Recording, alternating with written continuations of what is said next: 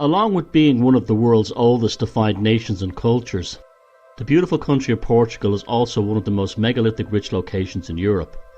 In this film we will be concentrating on the Evora region, which is about 1.5 hours drive or train journey to the capital of Lisbon.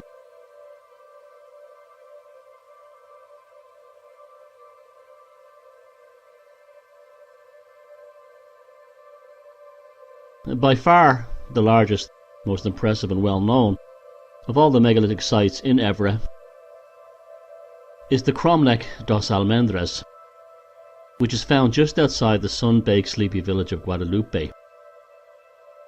There are approximately 95 remaining standing stones within the Almendres Cromlech, which form two large double and triple ring stone circles, almost perfectly aligned to the cardinal points.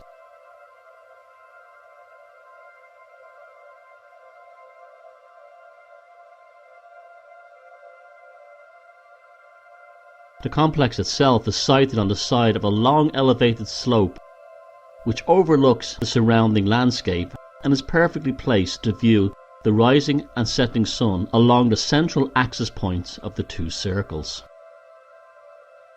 The stones themselves are heavily weathered and eroded by time and elements, giving testament to their antiquity.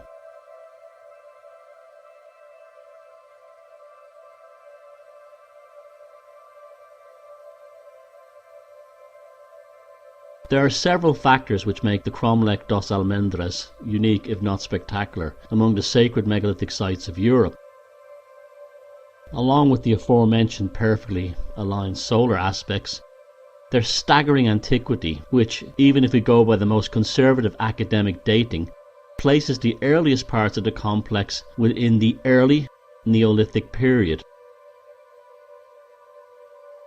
This makes the Cromlech perhaps the oldest Neolithic site in Europe.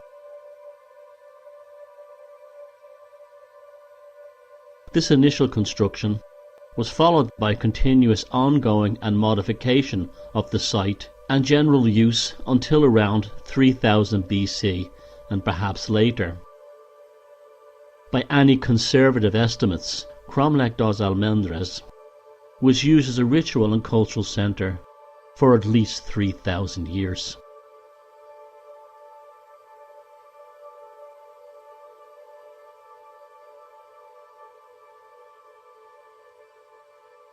Something does not remain in use this long unless it has a very successful track record in achieving what it was designed to do, and secondly, the very specific technical and design modifications were developed at this megalithic site towards a very distinct purpose beyond that of ceremonial or religious requirements for the communities which they were central to.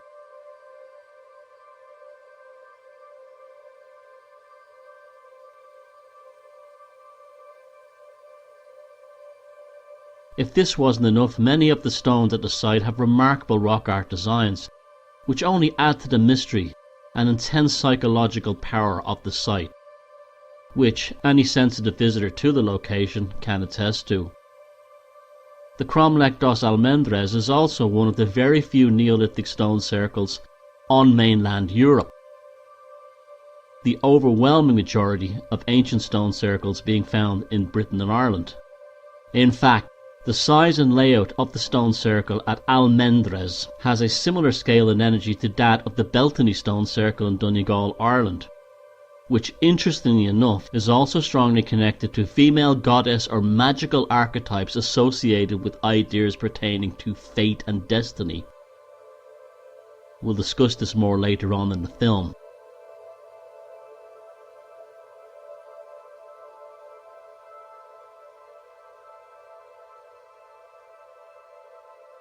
The smaller circular enclosure is on the eastern end of the complex, while the larger distinctly oval-shaped ring is sited on the west-facing end, with the smaller eastern circle ring being built with the oldest stones. It is generally believed, though we cannot be sure for certain, that around 3000 BC many of the menhirs were deliberately repositioned to align with the moon, the sun and specific constellations in the night sky.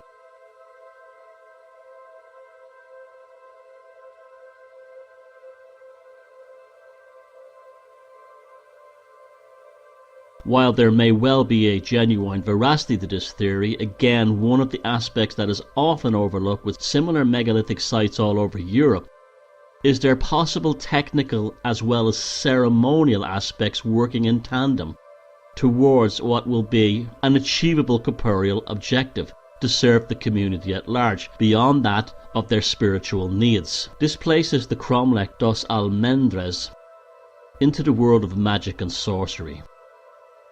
Perhaps even some of the earliest known proto-shamanic insights and experiments into what would later become the European tradition of alchemy and geomancy took place at this location.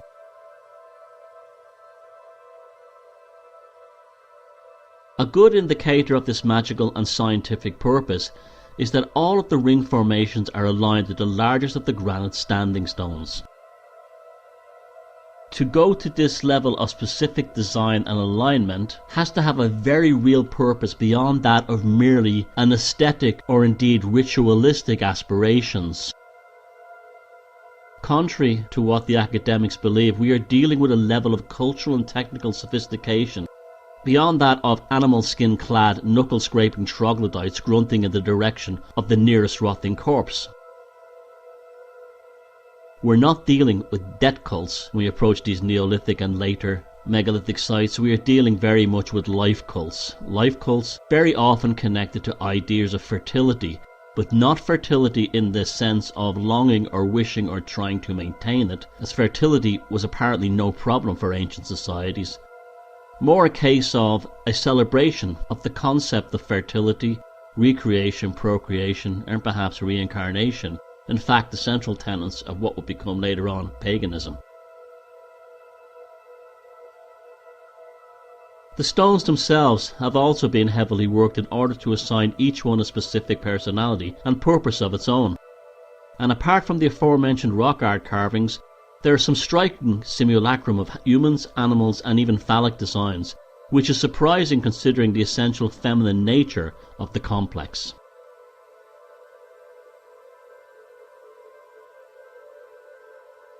From my own personal insights having visited the location, along with the almost alla prima levels of inspiration which always seem to manifest within one's consciousness while at locations such as the Cromlech dos Almendres, is that the stones appear to be specifically tuned according to diamagnetic variations, similar to the rollright stones in England, which were extensively studied and verified by the New Scientist magazine back in 1982.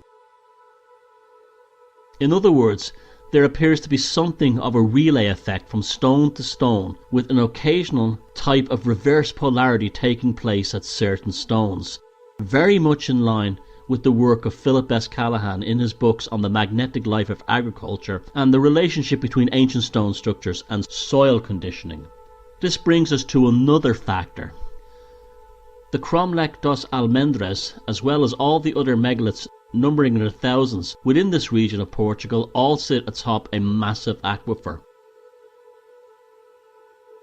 The geology of the region is one of metamorphic rock, which is formed deep in the Earth's crust under intense heat and pressure, and contains quartzite, an extremely resilient stone.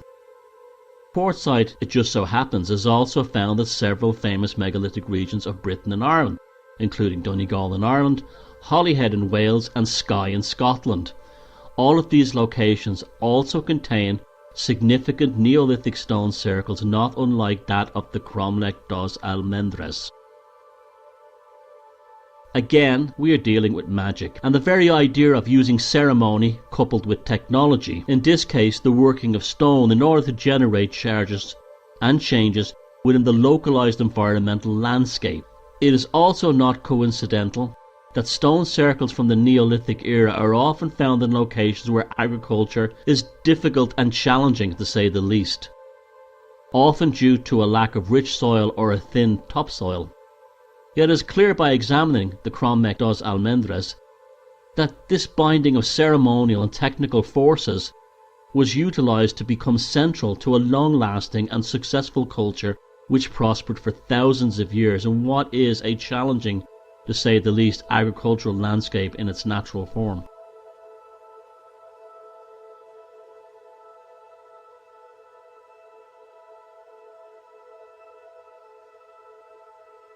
Regarding the folklore of the Cromlech dos Almendres, archaeologist Henna Lindström of the University of Helsinki connected the stones to the legend of the Muras Enchantadas, who are considered a coven of sisterhood of mysterious druidess-like women within Portuguese folklore.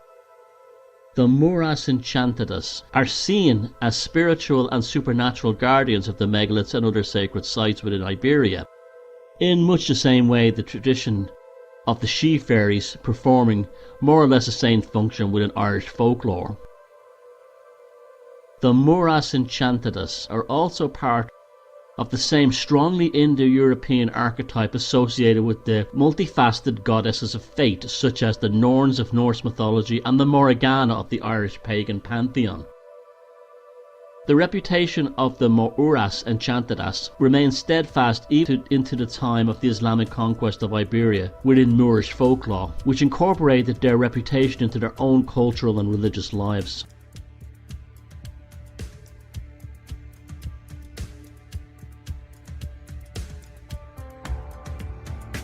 Certainly walking around the Cromlech dos Almendres, one is left in no doubt that the location is that of a very feminine experience. Sensations of motherhood, fertility celebrations, and female sexuality abound among the stones. It creates something of a soothing and nurturing atmosphere for the visitor that makes it difficult to leave once the magic of the Cromlech dos Almendres washes over you.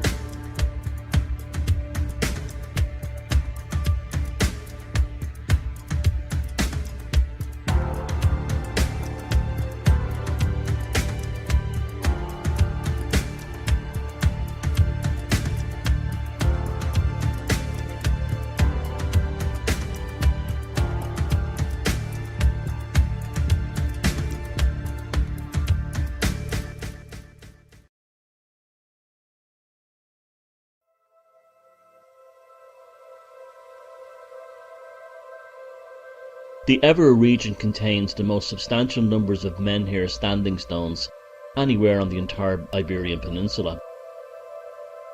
Considered to be a part of the greater Cromlech dos Almendres location is a large isolated menhir 4.5 meters tall and almost a meter in diameter, which lies approximately 1400 meters as the crow flies northeast of the main complex.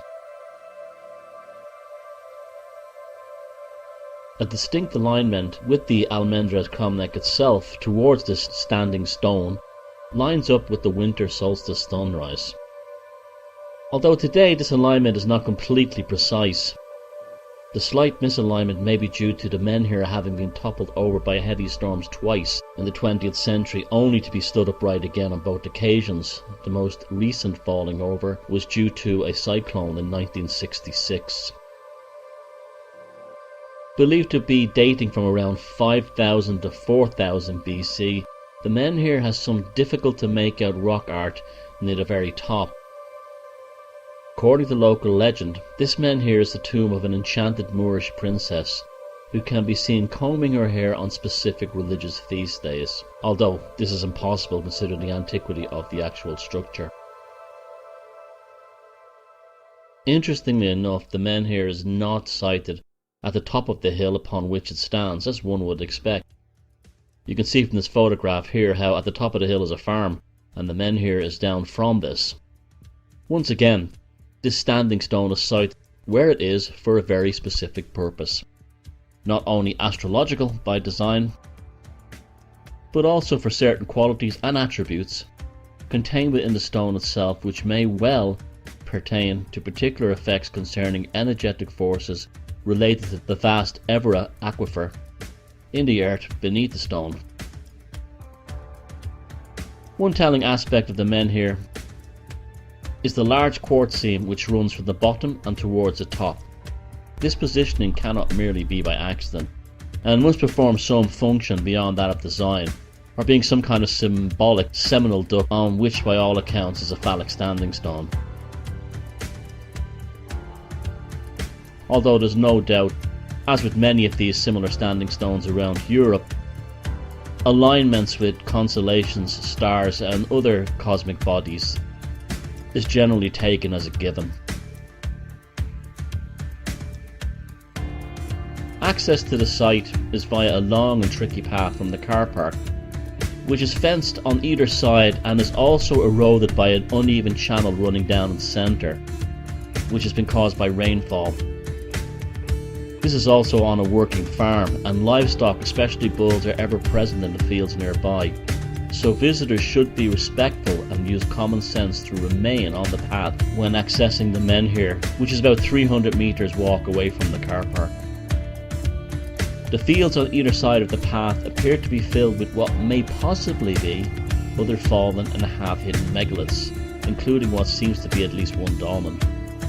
As this is private property, there is no safe, easy or legal access for one to examine these structures. Even so, a visit to the Menhir is a must, as it has a remarkable energy in itself and contains within its structure something of an unspoken dignity which was clearly designed into it when the original builders shaped it to the design of which it became. One can only imagine how, in the past, the Menhir may have looked against the stars in the night sky as the early shamans of the Neolithic chanted their incantations and perhaps even extracted energy from the stone. It's worth bearing in mind that in the centuries long before electromagnetic pollution, that humans were far more sensitive to electromagnetic and diamagnetic effects in things such as stones and also in the general environment around them.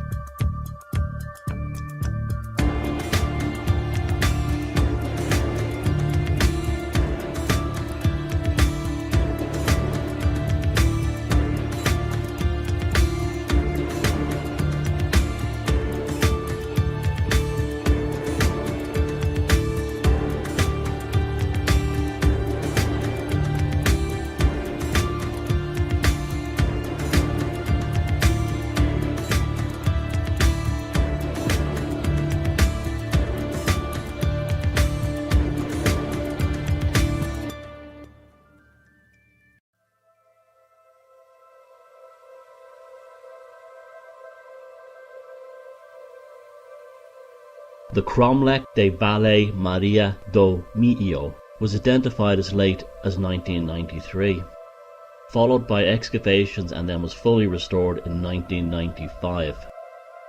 An important part of the restoration was that no heavy machinery was employed to restand the fallen stones.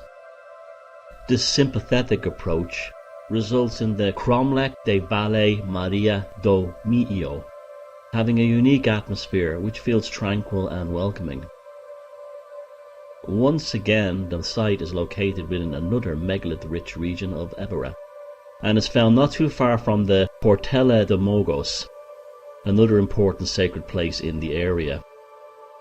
The Cromlech Vale da Maria de Meio's 34 standing stones are of varied size and height and cover an area about 37 metres long by 25 metres wide. On the western end of the complex can be found the largest of the standing stones. Along with their size, the only rock art at the location can also be found on two of these large menhirs. The carving suggests something of a lunar veneration.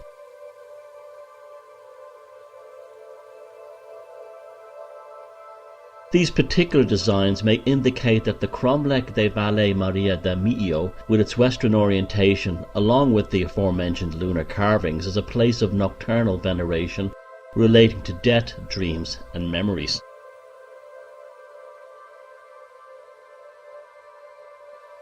While the nearby Cromlech dos Almendres, with its eastern and solar orientation, represents something more of a regenerative and perhaps life-affirming maternal nature. It's worth speculating that in Neolithic times pilgrimages celebrating the cycles of life, death and rebirth may have taken place between these two locations. Of course, we can only guess as to what the real purpose of the site was. However, there is a precedent for this within the Neolithic world, in that it has long been accepted that in England something similar took place between Woodhenge and Stonehenge. Processional rites involving the same relationship between birth, death and resurrection.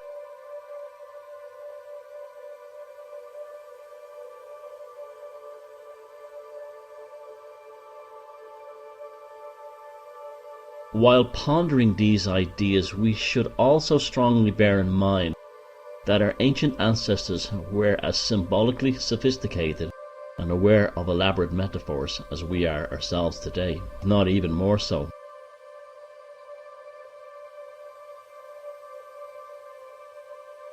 The meaning of terms and ideas such as death and rebirth to them could be equally applied to concepts of poor health and then eventual restoration, as in the death of a physical ailment or that of an emotional problem, and the rebirth itself being improved bodily or psychological well-being.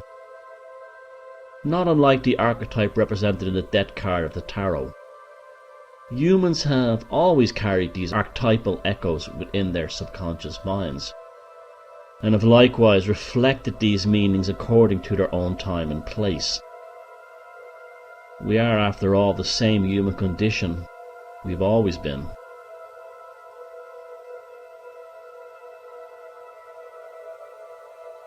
Likewise, we must give due consideration to the possibility that the standing stones of the Cromlech de Vale Maria do Meio, as in the case of all megaliths all over Europe, was deliberately toppled over by Christians who replaced their genuine healing abilities with prayers and penance. Storms and soil shifting may account for some of the taller menhirs falling over, but only vandalism can account for entire complexes of standing stones laying on their sides, or being deliberately buried in soil.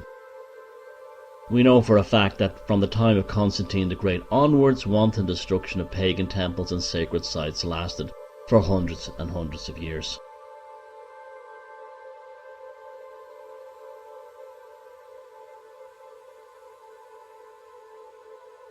During the Restoration, archaeological artifacts confirmed that the Cromlech de Vale Maria da Meio remained connected to the life and the social fabric of the communities it served well into the later Roman times, when it apparently just abruptly stopped being used. A similar situation appears to have taken place in Ireland with the discovery of sizable quantities of Roman coins at the Neolithic site of Newgrange, suggesting perhaps that pre-Christian folks and spiritual traditions remained at these locations and all over megalithic Europe as a whole for thousands and thousands of years, long after their Neolithic heyday. In fact, there is every possibility that, say, Druids of the later Celtic era were keenly aware of the proto-shamanic origins and powers of such sites, and for this reason venerated these locations until the arrival of the Christian iconoclasts starting in the 3rd century AD.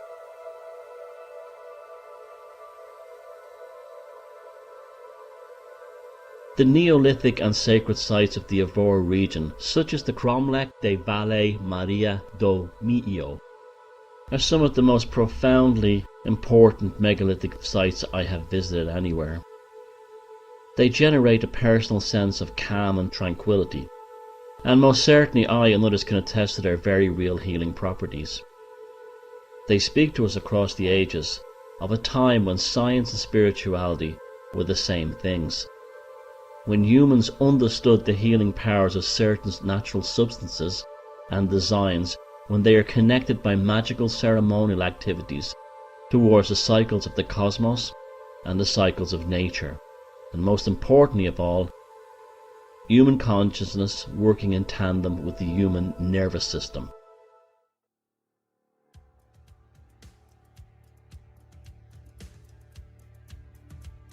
The sacred sites of Evora still stand within the warmth of the Portuguese sun to remind us all of what we once were as a species and what we are meant to be as humans upon this planet. If you would like to know more on this and similar topics, you can check out my books The Druid Code and Sorcery, available at the link below, as well as visiting my website www.mossuponstones.com.